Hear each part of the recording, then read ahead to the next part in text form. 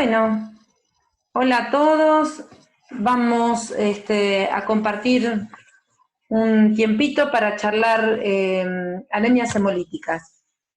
Yo todos los años, cuando me toca contarles anemias hemolíticas, yo digo, uy, llegamos a hemato, nos tocan las anemias, y como siempre les digo que tienen que abordar las clases, me parece que el qué, el cómo y el para qué son importantes. Entonces uno dice, bueno, ¿qué son las anemias? ¿Cómo las estudio? ¿Cómo se presentan? ¿Cómo las diagnostico?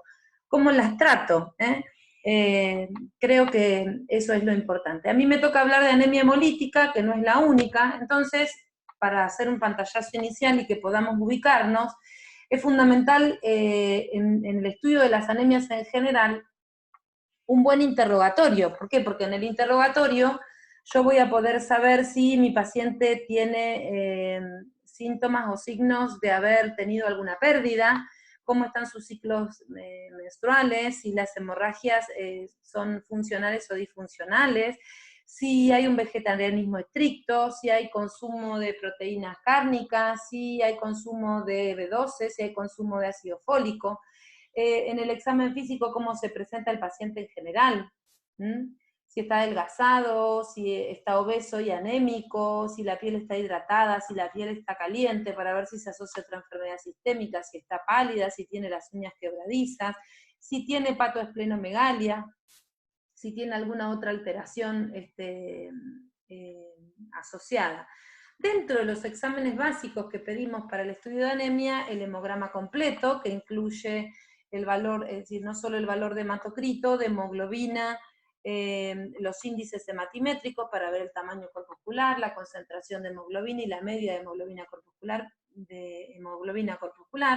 el recuento de reticulocitos, que me orienta a ver si la médula tiene respuesta o no, el valor de plaquetas, para ver si las plaquetas están grandes, si estamos en el contexto de una anemia carencial, el perfil ferrocinético, lo llamamos, incluimos ferremia, transferrina, saturación de transferrina y ferritina, que lo van a ver bien cuando vean anemia ferropénica, la eritrosedimentación, el hepatograma, la función renal, para ver si esta anemia está en el contexto de otra enfermedad sistémica, como anemia de trastornos crónicos, la LDH, recuerden que la LDH es una enzima prioritariamente intracelular y que aumenta también en el recambio celular, perfil tiroideo, hormona que regula el metabolismo basal del organismo, y la aptoglobina sérica, que es la proteína que transporta hemoglobina libre. A mí me gusta cuando yo estoy adelante de un paciente y tengo clínicamente o por el interrogatorio sospeché que pueda tener anemia y recibo el laboratorio y veo que tiene un hematocrito bajo, con una hemoglobina baja, es decir, que hago diagnóstico de anemia. Yo digo, bueno, estoy ante la presencia de una anemia macrocítica de BCM alta, microcítica de BCM chica o normocítica. ¿Por qué me orienta al tipo de anemia que voy a tener? Ahora, de acuerdo, a mí me gusta clasificarlas en premedulares, medulares y posmedulares por una cuestión de practicidad para estudiarlas. Yo digo, si la anemia es premedular, va a ser carencial. ¿Por qué? Porque le está faltando sustrato. Será microcítica si le falta hierro, megaloblástica si le falta fólico B12. Y los reticulocitos probablemente de inicio estén disminuidos. En las posmedulares voy a tener, si la médula es normal, reticulocitos aumentados. Y esto se va a dar o porque hay hemólisis, es decir, porque hay una destrucción prematura, o porque hay pérdida, sea un sangrado. Y van a ser medulares cuando los reticulocitos no van a tener respuesta porque hay patología medular, y pueden ser porque haya insuficiencia de la médula ósea o porque haya una enfermedad o infiltración de la médula. De acuerdo al tiempo de instauración, en este caso para las hemolíticas será una crisis hemolítica cuando la anemia es aguda, o la anemia crónica, sea de trastorno crónico o porque son, por ejemplo, en hemólisis, pacientes con hemólisis congénitas. ¿Dónde nos podemos ubicar en la hemólisis? Yo puedo tener BCM bajo con una amplitud de distribución eritrocitaria normal y estaré en la presencia de talasemia. Puedo tener un BCM normal con reticulocitos aumentados y estaré hablando de una hemólisis, también puede ser una hemorragia aguda. Y puedo tener BCM aumentado con reticulocitos aumentados y es la hemólisis típica, ¿sí? Acuérdense, con BCM alta pueden ser las carenciales si los reticulocitos son normales. Con una distribución, una amplitud de distribución eritrocitaria normal será una mielodisplasia, y si la amplitud, es decir, hay variabilidad del tamaño de los glóbulos rojos, será una megaloblástica, lo mismo que pasa para la ferropénica, pero con un BCM bajo. ¿Cómo definimos las anemias hemolíticas? Como aquellas que se caracterizan por un número insuficiente de glóbulos rojos, es decir, por anemia debido a una destrucción prematura. Hablamos de destrucción prematura cuando el glóbulo rojo tiene una vida media menor a 120 días. La médula ósea trata de hacer una eritropoyesis compensatoria, y cuando esta es insuficiente, aparece la anemia. De acuerdo al mecanismo, en el lugar donde se producen, las anemias pueden ser corpusculares o extracorpusculares. De acuerdo al lugar donde se presente la hemólisis, podrán ser intravasculares o extravasculares, se van a caracterizar estas por esplenomegalia, y de acuerdo a la duración, agudas o crisis hemolíticas y crónicas, las que se asocian en general a defectos corpusculares. La Sociedad Argentina de Hematología las clasifica en corpusculares asociados a trastornos de la hemoglobina, de la membrana o membranopatías y enzimopatías, que son las que podemos decir intracorpusculares, y las extracorpusculares, las adquiridas, que pueden ser inmunes o no inmunes. La característica de las inmunes es que van a cursar con pruebas de Kunz positivas. Acá tenemos un pantallazo para describir déficit de membrana, hemoglobinopatías y enzimopatías a las corpusculares, a las extracorpusculares, las inmunes por anticuerpos de tipo caliente, que son las IgG, o de tipo frío, que son generalmente IgM, por crioaglutininas o paroxística a frigore, también pueden ser por medicamentos. Las que son por anticuerpos se ven en las reacciones transfusionales por la incompatibilidad del grupo A o de factor RH, y la enfermedad del recién nacido. También el ejemplo es el rechazo de trasplante. Dentro de las no inmunes tenemos por fragmentación, como la microangiopática, o por malformaciones cardíacas o alteraciones microvasculares, por agentes físicos, por hiperesplenismo, por infecciones, como por ejemplo el paludismo, relacionadas a sustancias tóxicas. ¿Qué genera la hemólisis? Va a haber un balance entre la destrucción y la producción. Entonces, yo puedo tener que la eritropoyesis trate de compensar esa vida media corta, y la hemólisis va a estar compensada, es decir, va a tratar de mantener un hematocrito normal. La hemólisis va a estar descompensada cuando el paciente no logra en su eritropoyesis compensar, y ya aparecen síntomas de anemia severa, y parcialmente compensada cuando la médula fabrica glóbulos rojos, se destruyen, aparece anemia, pero no es tan severa ni llega a requerir transfusiones. ¿Qué podemos encontrar? Característica típica: reticulocitosis, LDH aumentada, Kunz positiva o no, si no es autoinmune, hiperbilirubinemia, predominio indirecta, disminución de la lactoglobina, anemia, con ausencia de sangrado y síntomas carenciales, y no hubo una administración de eritropoyetina. La hemólisis va a ser intravascular y va a tener como característica la presencia de hemoglobinuria y hemosideриnuria, con disminución de la lactoglobina y hemopexina, con LDH aumentada, al igual que la hemoglobina plasmática. Si la CUMS es positiva, estoy ante la presencia de una anemia hemolítica autoinmune. Si la CUMS es negativa, estaré ante la presencia de o una membranopatía, si en el frotis veo esferocitos o electrocitos. Si veo dianocitos, células falciformes o microcitos, estaré ante la presencia de una hemoglobinopatía. Y si tengo el frotis con características inespecíficas, tendré que estudiar las 3 alteraciones corpusculares: enzimopatías, piruvatoquinasa y glucosa 6-fosfato deshidrogenasa; membranopatías, proteínas de membrana y de anclaje; y las hemoglobinopatías. La hemólisis extravascular se caracteriza por hiperbilirrubinemia de predominio indirecta con estercobilinógeno fetal y aumento de la urobilina en la orina. Esto era algo de lo que repasábamos recién verbalmente, cómo las agrupábamos, por deficiencias enzimáticas, por hemoglobinopatía, que puede ser un déficit de cantidad, en el caso de las talasemias. Acuérdense que la talasemia tenemos alfa talasemia y beta talasemia de acuerdo a la cantidad de hemoglobinas, que la cadena de la hemoglobina alfa son 2, y que de la hemoglobina B o de la beta talasemia son 4. El rasgo talasémico se caracteriza por la alteración de una de ellas, ¿sí? Sea alfa talasemia o beta talasemia. Cuando hay deleciones de todas las cadenas, casi que es incompatible con la vida, y lo que da hay muerte intraútero, son chicos que tienen hidramnios, y cuando nacen son gorditos y tienen lo que se llama hidropesía fetal. Dentro de las genéticas de membrana tenemos la ferocitosis, que es por un déficit de la proteína espectrina, la eliptocitosis, que es un déficit de la proteína espectrina y de la 4.1, la cantocitosis por un déficit de beta-lipoproteínas con células en pico, la estomatocitosis y la hemoglobinuria paroxística nocturna ya la vimos junto con las aplasias. Acá tenemos la característica, en el centro es un frotis normal, donde se ve el centro claro y la forma de lente biconvexa, que es la que se altera en la presencia de anemias hemolíticas. Dentro de las anemias hemolíticas extracorpusculares dijimos que eran las que podían darse por anticuerpos o las inmunes.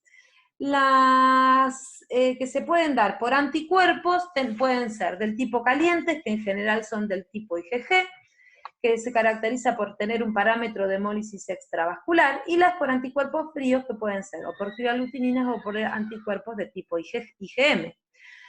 Y por aloanticuerpos, es decir, por autoanticuerpos, la enfermedad o isoinmunización materno-fetal, que aparece en general después de un segundo parto, o cuando hay madre negativa con pareja positiva, madre positiva con pareja negativa, donde hay una sensibilización. Entonces en el segundo parto del bebé, al sensibilizarse, si es negativo y la madre positiva, puede haber cierta sensibilización, perdón. Y las post-transfusionales sean por incompatibilidad del grupo ABO o del factor. Dentro de las no inmunes, las que mencionábamos en el cuadro anterior, y esto es en general por una alteración en el medio donde circulan los glóbulos rojos, sino porque esté mediada por un anticuerpo contra la pared del glóbulo rojo. Para globalizar en cuanto al diagnóstico, tenemos que saber que en el frotis vamos a encontrar reticulocitosis y policromatofilia. Que la médula ósea va a ser una médula ósea con policromatofilia, con hiperplasia y reticulocitosis. Y que en la sangre periférica voy a encontrar hiperbilirrubinemia de predominio indirecto, LDH aumentada, porque hay hemólisis y es una enzima intracelular y porque aumenta en el recambio celular, hemoglobina libre, disminución de la aptoglobina porque está ocupada, hemoglobinemia, hemoglobinuria y hemosiderinuria. Esta es un gráfico que globaliza lo que veníamos charlando previamente.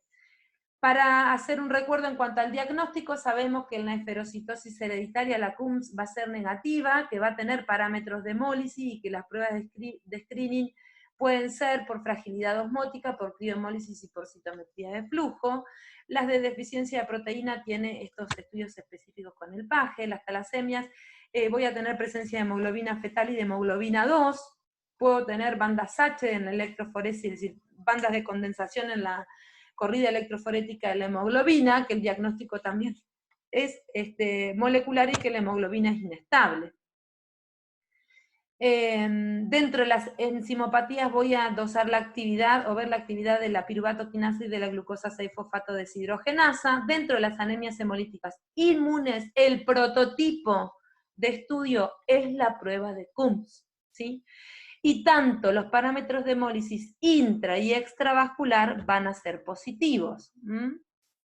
Cuando la CUMS es positiva, tengo que hacer la cascada completa de estudios para ver qué tipo de anticuerpos son. IgG, si están presentes o no, y si hay la participación del complemento IgC3. Estas eran algunas de las pruebas que mencionábamos previamente para los otros tipos, para las no inmunes, las corpusculares, como la resistencia globular osmótica al lisis por glicerol, la presencia corpúsculo de Hein, las inclusiones eritrocitarias para ver la inestabilidad de la hemoglobina, la cuantificación de las actividades enzimáticas para las enzimopatías, la prueba de Jamme-sucrosa en la hemoglobinuria paroxística nocturna, la electroforesis de la hemoglobina. ¿Qué datos clínicos podemos contar? En aquellas que son congénitas, los chicos tienen síntomas de anemia desde la niñez. Pueden tener antecedentes de litiasis biliar y algunos pueden presentar síntomas de enfermedades autoinmunes. Las hemólisis también pueden ser enfermedades secundarias a otra enfermedad sistémica. La manera de presentación, crisis aguda, es la crisis hemolítica. ¿Qué son? Dolores óseos en las zonas donde hay hueso esponjoso porque hay sobreproducción y eritropoyesis, zonas lumbares y de huesos largos. Fiebre y escalofríos como que fuera una pirogenemia. Palpitaciones, cansancio, palidez, taquipnea, disnea, puede haber dolor torácico. Esplenomegalia, porque hay actividad para tratar de eliminar la destrucción y los productos del EM, y un tinte subictérico. También episodios de dolor abdominal por la circulación terminal de los vasos a nivel intestinal. Y en las crisis crónicas, los pacientes pueden estar asintomáticos, tener un tinte subictérico y cansancio. Lo que no nos tenemos que olvidar nunca es que un paciente con anemia, hiperbilirrubinemia de predominio indirecto y esplenomegalia es hemólisis hasta que se demuestre lo contrario.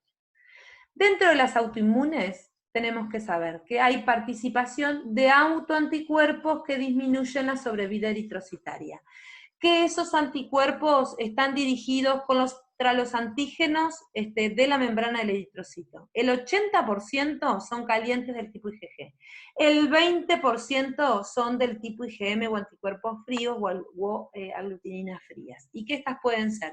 Primarias o secundarias. ¿Secundarias a qué? A una enfermedad autoinmune como lupus, a una enfermedad hematológica como los linfomas. El cuadro clínico, como lo mencionábamos previamente, cansancio, pérdida de peso, fiebre, síntomas de insuficiencia cardíaca, debilidad. ¿Qué es lo importante? Si yo hago diagnóstico por una anemia hemolítica con una CUMS positiva, tengo que saber cuál es el anticuerpo involucrado. Otra cosa que tengo que saber es si la anemia hemolítica es primaria o secundaria, y el anticuerpo tengo que saber si es del tipo IgG, si es del tipo IgM, o si el que está involucrado es el complemento. ¿Por qué? La presencia del complemento produce mayor lesión en la membrana eritrocitaria y es la responsable de la lisis intravascular. Si el anticuerpo es del tipo IgG, la hemólisis en general es a predominio intracelular en el sistema retículo endotelial. Los anticuerpos calientes en general tienen un patrón IgG positivo o IgG y C3 positivo. Se unen y reaccionan a 37 grados.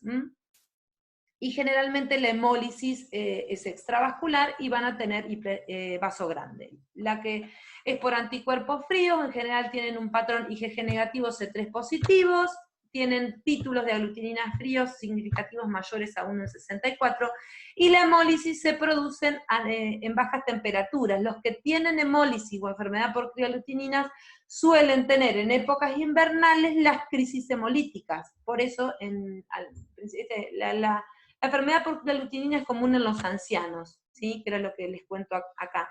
O asociadas a enfermedades infecciosas como micoplasma, mononucleosis, hepatitis C. La prueba de CUMS es positiva mediada por el complemento. En el frotis puedo ver autoaglutinación y hacer Rouleau o Rigolot. Suelen caracterizarse clínicamente por la presencia de livedos reticulares, como la presencia violácea de una media de red gruesa, asociado a acrocianosis, es decir, cianosis en zonas de circulación terminal, donde rodillas, nudillos, nariz y cartílago, son las zonas violáceas. Por eso en general a estos pacientes, o los que tienen enfermedad por alutinina frías, se les aconseja exponerse en épocas invernales, cuando se los transfunde a 37 grados, si es necesario y se puede, y se les recomienda en época invernal usar guantes y medias de lana y gorra. Pueden asociarse a síndromes de hiperviscosidad, esto es porque está asociado a la inmunoglobulina M, que es grandota y es la que suele dar más hiperviscosidad. Pueden cursar con polineuropatía y pueden tener crioaglutininas presentes. Y para ir terminando el tratamiento, en las congénitas y hereditarias se les puede dar suplemento de ácido fólico como para que no arranque una forma carencial, porque hay como una eritropoyesis continua en la médula ósea. Algunas pueden requerir soporte transfusional. Para las autoinmunes el tratamiento es tratar de bloquear esa presencia de autoanticuerpos. Por lo tanto, lo que se plantea como primera línea de tratamiento es el uso de corticoides en dosis de inmunosupresoras. ¿Cuáles son? 1 a 2 miligramos kilo. Si no hay respuesta, puedo plantear el uso de inmunoglobulinas o gamaglobulinas. Si no logro neutralizarlos, hay recaída, no me permite el descenso de corticoides, se pueden usar desde hace un tiempo rituximab, ¿sí? Que es un anti-CD20. Cuando hay refractariedad o el tratamiento no le puedo disminuir el corticoide, y los pacientes persisten muy sintomáticos, en algunos casos se hace esplenectomía para evitar ese secuestro extravascular, y en algunos casos de enfermedades de anemias hemolíticas asociadas a otras que no son primarias, que son secundarias, lo que podemos usar, o cuando hay refractariedad y hay negativa, o no va a haber un gran beneficio con la esplenectomía, otras drogas inmunosupresoras como cetioprina, ciclosporina y algunas otras. Bueno, espero que hayan podido, que les sea un complemento esta clase dentro de lo que tienen en los textos, que la estén pasando bien. La manera virtual de dar medicina interna es un aprendizaje para ustedes y para nosotros. Estas clases son un complemento. Veremos después cómo iremos recuperando lo práctico que por ahí, no solo en el ejercicio de un caso clínico, sino en la examinación lo podamos hacer. Les dejo mi mail para cualquier consulta que tengan.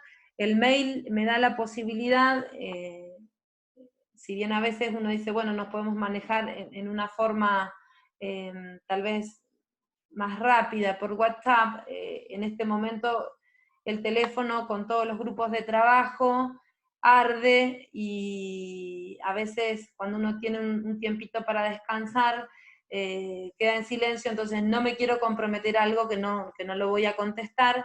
Sí les pido que me escriban si tienen dudas por mail, que armen un grupo entre ustedes, y me mandan todas las consultas, o coordinamos un día para hacer tal vez un Zoom chiquito en algún horario que podamos, para evacuar dudas. Cuídense, esta es la época donde empezamos a abrir, en esta época pandémica, donde la gente empieza a circular y donde nos tenemos que cuidar más para que cuando nos veamos estemos todos. Gracias, chicos.